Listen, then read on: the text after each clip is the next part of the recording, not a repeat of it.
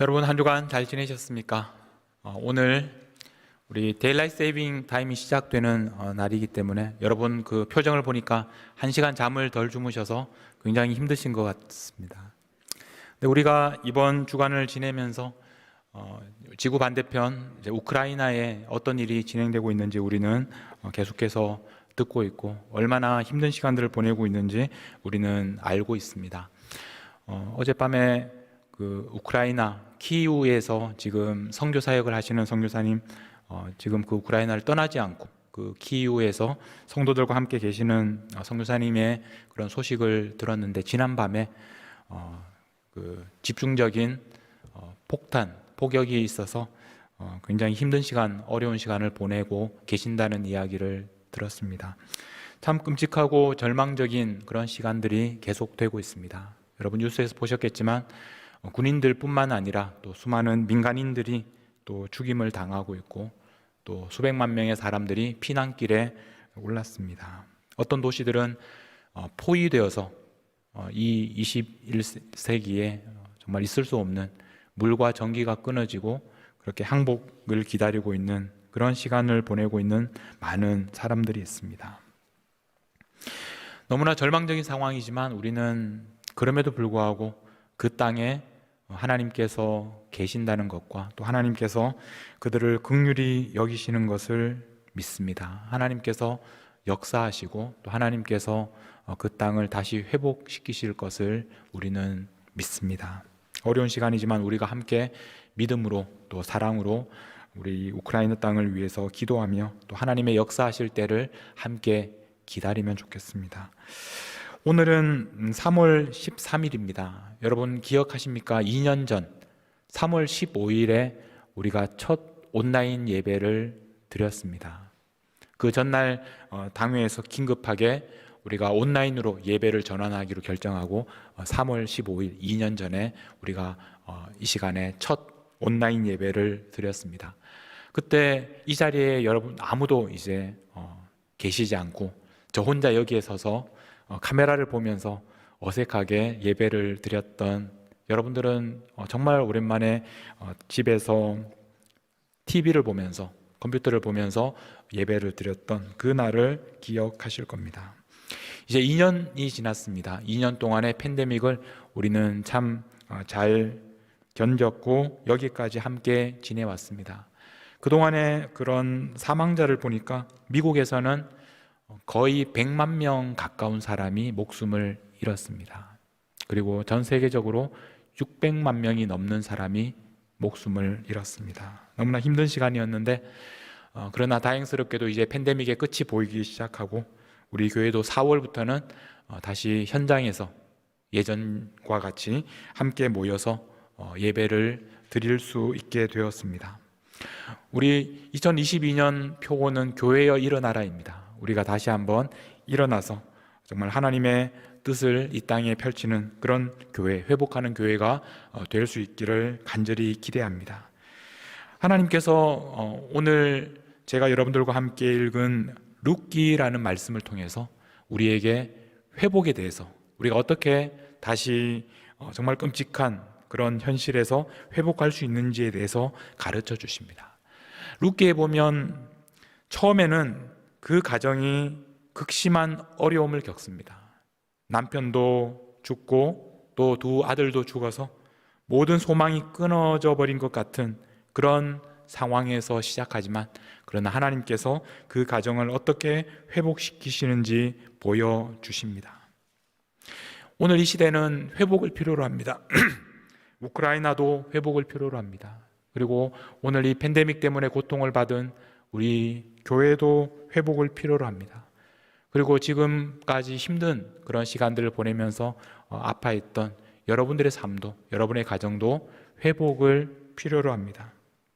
오늘 우리는 이 룻기를 통해서 우리에게 주시는 말씀을 통해서 하나님께서 어떻게 우리를 이끄시는지, 하나님께서 어떻게 우리를 회복시키시는지 하나님께서 우리에게 주시는 말씀을 함께 듣도록 하겠습니다. 룻기 1장 1절에 보면 이렇게 시작합니다. 사사들이 치리하던 때에 그 땅에 흉년이 드니라. 유다 베들레헴의 한 사람이 그의 아내와 두 아들을 데리고 모압 지방에 가서 거류하였는데, 한 가족이 유다 베들레헴에서 모압 땅으로 이주하는 그런 이야기가 시작됩니다. 남편과 아내와 그리고 두 아들이 함께 떠납니다. 그들이 베들레헴을 떠난 이유는 그 동네에 흉년이 들었기 때문입니다. 아이러니한 것은 이 베들레헴이라는 이 동네의 이름이 이 앞에 있는 베트라는 것은 집이라는 말입니다. 그리고 뒤에 나오는 레헴이라는 말은 떡이라는 말입니다. 양식이라는 말입니다. 그러니까 이 베들레헴이라는 말의 뜻은 떡이 있는 집, 양식이 있는 집입니다. 그런데 그 이름에 어울리지 않게 베들레헴에 떡이 없습니다. 양식이 없습니다. 지도를 한 장 보여드리겠습니다. 베들레헴에서 모압으로 가는 길. 베들레헴은 우리가 잘 아는 예루살렘 바로 밑에 있습니다. 굉장히 가깝습니다. 그 베들레헴에서 모압으로 가는 길입니다. 베들레헴에서 모압으로 가려면 여리고를 지나게 됩니다. 그리고 요단강을 건너게 됩니다. 그리고 아래쪽으로 내려가면 바로 모압 땅에 이르게 됩니다. 그런데 이 화살표 방향은 이스라엘 백성이 애굽에서 나와서 광야 생활을 마친 다음에 가나안 땅으로 들어가기 위해서 이동했던 그 방향의 정반대 방향입니다. 하나님께서 이스라엘 백성을 그 애굽에서 건져내셔서 가나안 땅으로 인도하셨는데, 오늘 이 사사시대에 베들레헴에 흉년이 왔을 때 이 가정은 어디로 가느냐 하면 하나님께서 그들을 인도하셨던 방향의 정반대 방향으로 이방인들이 살고 있는 모압 땅을 향하여 가고 있습니다. 2절에 보면 그 사람의 이름은 엘리멜렉이라고 소개합니다. 엘리멜렉. 그의 아내의 이름은 나오미, 그의 두 아들의 이름은 말론과 기럨. 이 남편의 이름을 엘리멜렉이라고 부르는데, 이 엘리멜렉이라는 이름의 뜻은 나의 하나님은 왕이시다, 하나님께서 나의 왕이시다라는 그런 신앙 고백을 담고 있는 이름입니다. 그런데 아이러니하게 이 이름을 갖고 있는 가정이 하나님께서 주신 가나안 땅을 떠나서 이방인들의 땅 모압으로 향하게 됩니다. 하나님께서 광야 생활 40년 동안 계속해서 가르쳐 주셨던 것이 무엇입니까? 날마다 일용할 양식을 주시는 분이 바로 하나님이시라는 것입니다. 하나님께서 하늘의 문을 여시고 그들에게 만나와 메추라기로 먹이셨습니다. 하나님께서 양식을 주십니다. 그런데 오늘 이 엘리멜렉은 하나님께서 주시는 양식을 기다리지 않고 자신들의 힘으로, 자신들의 지혜로, 자신들의 상식대로 양식을 얻기 위해서 길을 떠납니다. 그래서 그들이 가나안 땅으로 들어왔던 정반대의 길을 걸어서 모압 땅까지 이르게 되었습니다. 그런데 그 결과는 어떻습니까? 그들은 더 나은 삶을 위해서 모압까지 갔지만 그들의 결과는 좋지 않았습니다. 나오미의 남편 엘리멜렉이 죽고 그리고 그의 두 아들이 남았으며, 먼저 그 남편 엘리멜렉이 죽습니다. 4절에 보면 그들은 모압 여인 중에서 그들의 아내를 맞이하였는데 하나의 이름은 오르바, 또 하나의 이름은 룻이시더라. 두 며느리를 그 땅에서 모압 사람들과 함께 결혼을 해서 며느리를 삼았는데 그 이름이 오르바 그리고 룻입니다. 그들이 거기에 거주한 지 10년쯤에 5절에 보면 말론과 기럨 두 사람이 다 죽고 그 여인은 두 아들과 남편의 뒤에 남았더라. 10년이 지난 다음에 그들에게 남은 것은 무엇입니까? 남편도 죽고 두 아들도 죽었습니다. 남은 것은 나오미 그리고 두 며느리만 남았습니다. 그들이 모압 땅에서 더 좋은 삶을 위해서 그곳에 갔습니다. 그리고 그곳에서 낯선 곳에서 최선을 다해서 일했을 것입니다. 그러나 그 결과는 결국 남편도 잃어버리고 두 아들도 잃었습니다. 아들을 모두 잃는다는 것이 그 당시 사람들에게 어떤 의미였을지를 한번 생각해 보십시오. 사랑하는 자녀를 잃는다는 것 그 이상의 것입니다. 왜냐하면 이제 가문을 더 이상 이을 수 없기 때문에 그렇습니다. 이제 모든 것을 잃어버린 것입니다. 모압으로 갈 때는 양식이 없었지만 이제 모압 땅에서는 그들은 모든 것을 잃어버렸습니다. 모든 것이 이렇게 끝나버린 것 같은 바로 이 시간, 그러나 끝난 것이 아닙니다. 룻기는 바로 여기에서 시작합니다. 하나님께서 어떻게 이 가정을 회복시키시는지 보여주십니다. 이 가정이 회복하기 위해서는 그들이 하나님께서 가나안 땅으로 인도하셨던 길을 거꾸로 걸어서 모압까지 왔던 것처럼 이제 다시 그 길을 돌이켜서 하나님에게로 돌아가는 것이었습니다. 6절 말씀에 보면 그 여인이 모압 지방에서 여호와께서 자기 백성을 돌보시사 그들에게 양식을 주셨다 함을 듣고, 이 양식, 하나님께서 드디어 베들레헴에 양식을 주셨습니다. 그리고 그 소식을 듣고 두 며느리와 함께 일어나 모압 지방에서 돌아오려고 길을 떠납니다. 이 양식을 주신 분이 누구십니까? 바로 하나님께서 주셨습니다. 베들레헴에 양식을 주시는 분은 바로 하나님이셨습니다. 이제 더 이상 모압에서 양식을 구하지 않고 하나님께서 주시는 그 양식을 얻기 위해서 이 나오미는 베들레헴으로 돌아갑니다. 자, 그런데 이 나오미가 베들레헴으로 돌아가는 것은 너무나 자연스럽고 당연합니다. 문제는 두 며느리입니다. 그래서 나오미가 이 두 며느리에게 이렇게 말합니다. 8절에 보시면 나오미가 두 며느리에게 이르되 너희는 각기 너희 어머니의 집으로 돌아가라. 어머니의 집에 돌아가서 새로운 인생을 살아라. 그렇게 돌아가라라고 말합니다.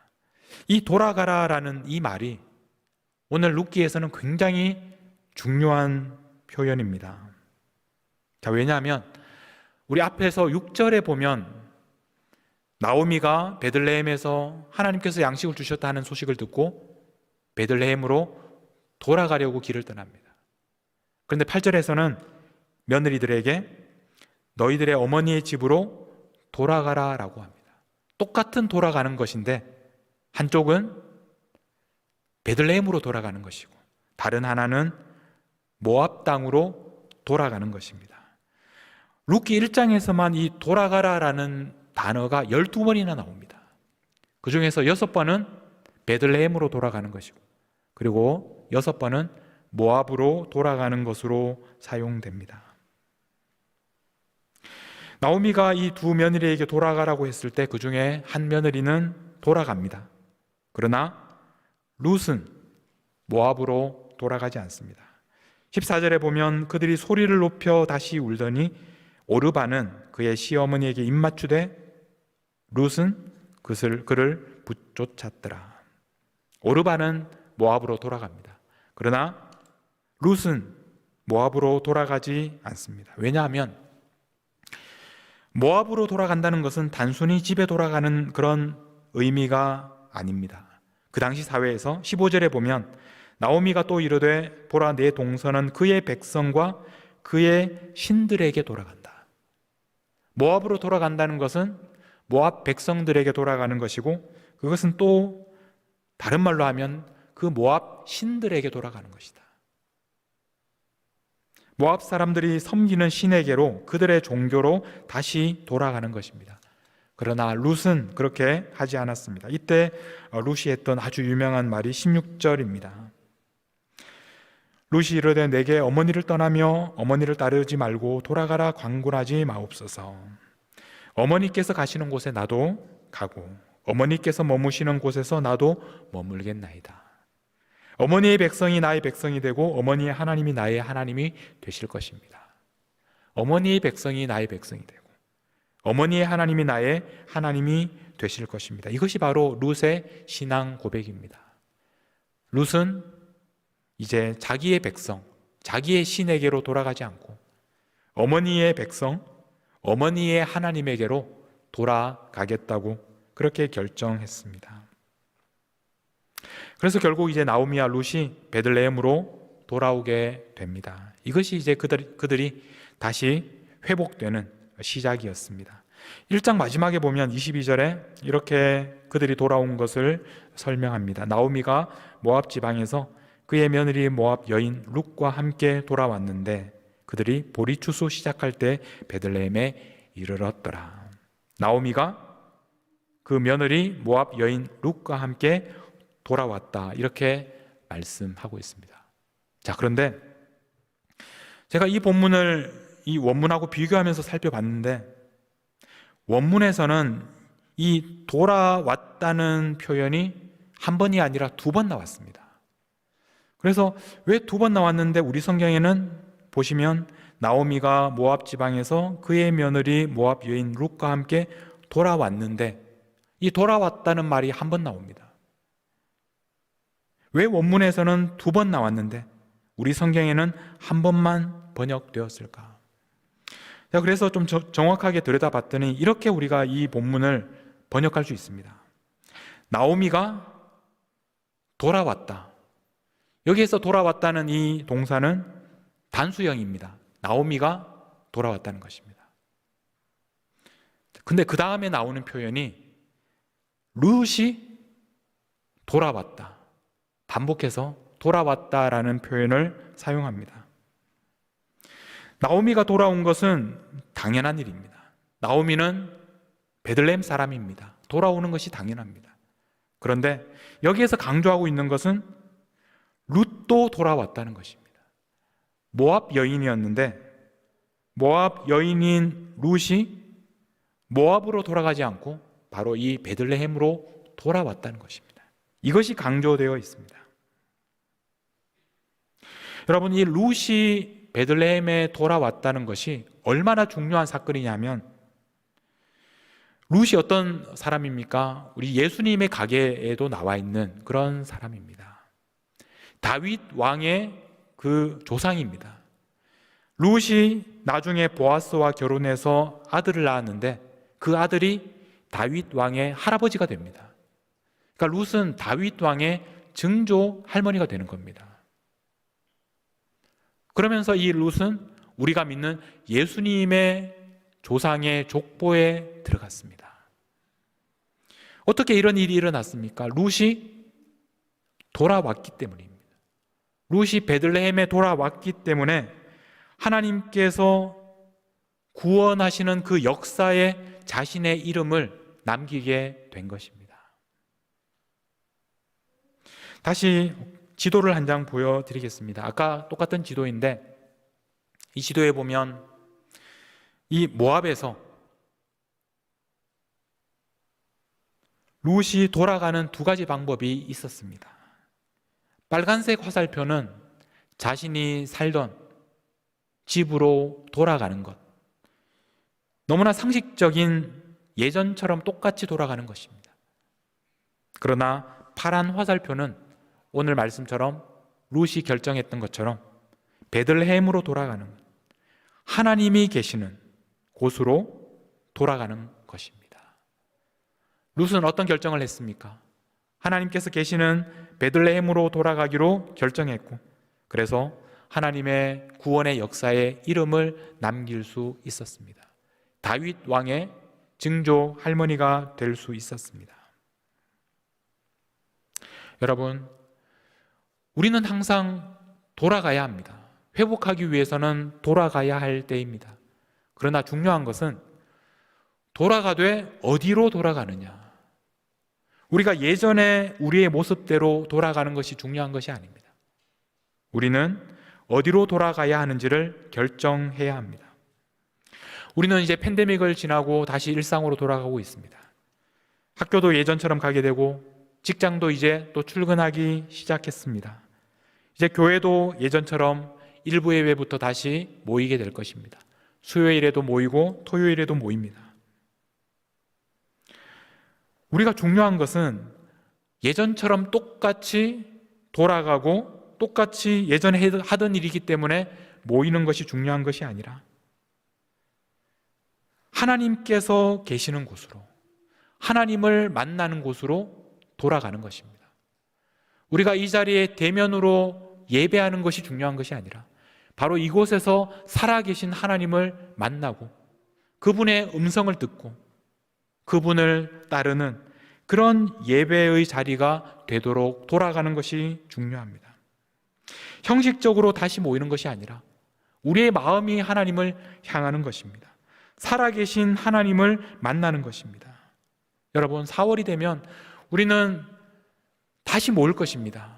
1부 예배부터 시작해서 그리고 2부, 3부, 그리고 수요 예배, 토요 새벽 기도에 우리는 함께 모일 것입니다.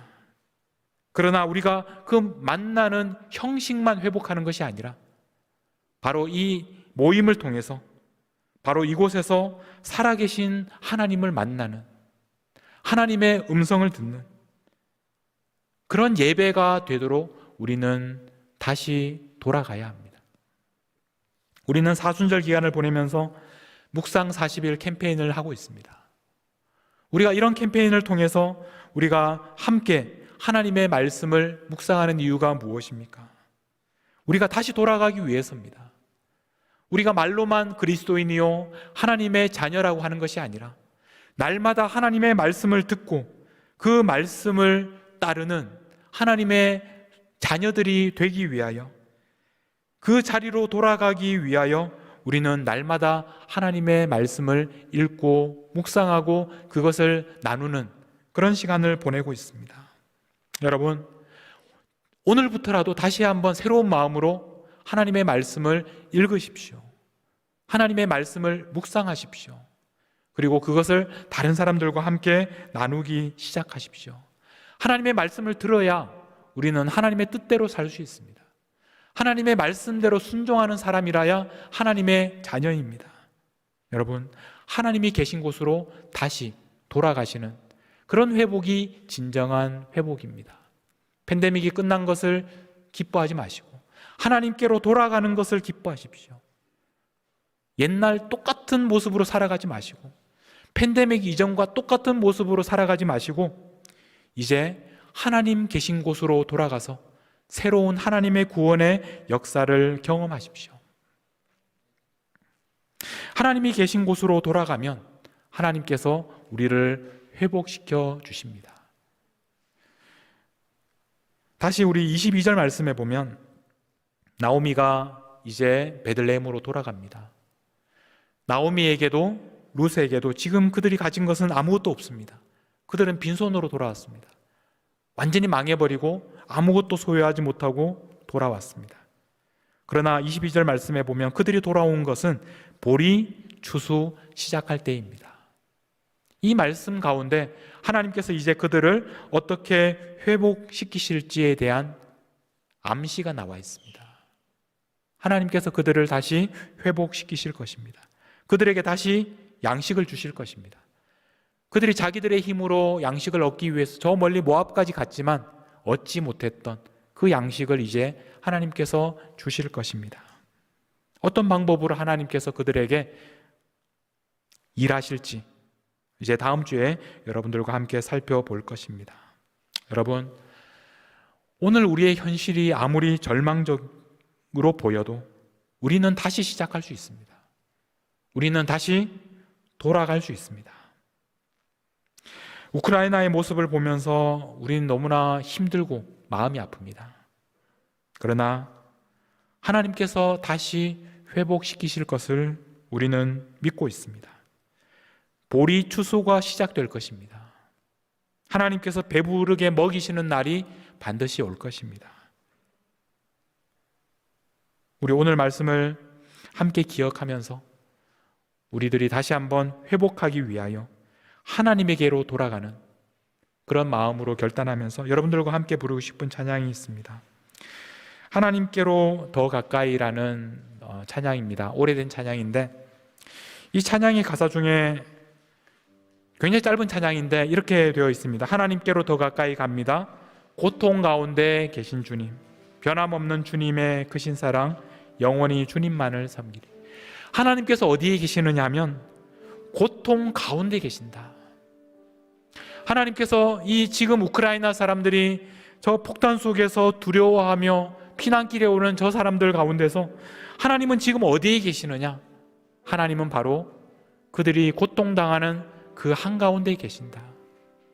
우리 이 찬양을 부르면서 우크라이나 사람들을 위해서 기도하는 마음으로, 그리고 하나님에게 우리가 더 가까이 가겠습니다, 결단하는 그런 고백을 담아서 이 찬양을 함께 부르겠습니다.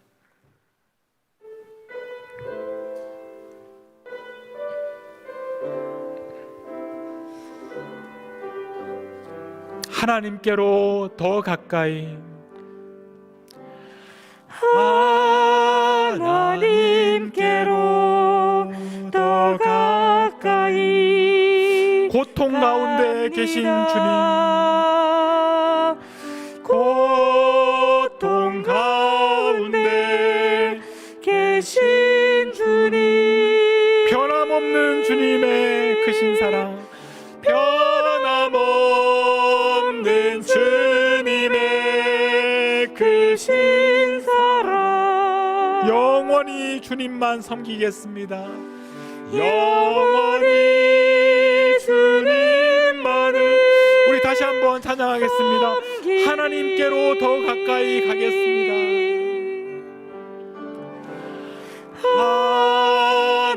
하나님께로 더 가까이 갑니다. 주님께서는 고통 가운데 그들과 함께 하십니다. 고통 가운데 계신 주님, 변함없는 주님의, 변함없는 주님의 크신 사랑, 영원히 주님만 섬기겠습니다. 영원히 주님만을. 다시 한번 이 찬양 부르실 때 우리 우크라이나를 위해서 간절하게 기도하며 찬양하겠습니다. 하나님께로, 하나님께로 더 가까이 갑니다. 고통 가운데 계신 주님, 변함없는 주님의 크신 사랑,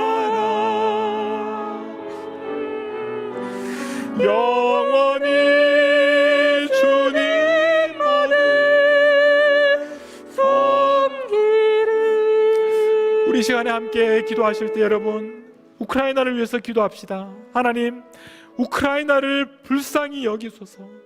주님께서 그들을 얼마나 사랑하시는지, 얼마나 아파하시는지 주님의 마음으로 우리가 그들을 중보하며 함께 기도합시다. 주님, 그 땅을 불쌍히 여겨 주옵소서. 그 땅의 전쟁이 속히 끝나게 하여 주옵소서. 우리가 하나님께로 더 가까이 갑니다. 하나님, 저희들을 받아주시고 만나주시고 회복시켜 주시옵소서. 우리 함께 간절하게 기도하며 나아가겠습니다. 하나님 아버지, 하나님께서 우리를 불쌍히 여겨 주옵소서. 하나님, 주님께로 더 가까이 갑니다. 주님께서 저희들을 회복시켜 주시옵소서. 우크라이나를 위해서 기도합니다. 하나님, 그 땅을 불쌍히 여겨 주시옵소서. 하나님께서 사랑하시는 백성들, 하나님께서 그들을 위하여 예수 그리스도를 주시기까지 사랑하신 우크라이나를 하나님께서 긍휼히 여겨 주셔서 하나님께서 그 땅에 지금도 함께 하시고 고통당하는 그 사람들 가운데 함께 계시는 것을 저희가 바라보며 기도합니다. 하나님, 그 땅 가운데 하나님의 긍휼하심으로 함께하여 주옵소서. 하나님, 그 땅에 전쟁이 속히 끝나게 하여 주옵소서. 평화의 주님께서 그 땅에 임하여 주시옵소서. 회복시켜 주시옵소서. 두려움에 떨고 있는 그 백성들을 하나님께서 건져 주시옵소서. 피난길에 떠난 사람들, 하나님께서 그들을 안아주시고 만나주시고 하나님께서 그들에게 필요한 것을 공급하여 주시옵소서. 고아와 과부의 하나님께서 그들을 돌보아 주시고 그들을 보호하여 주시옵소서.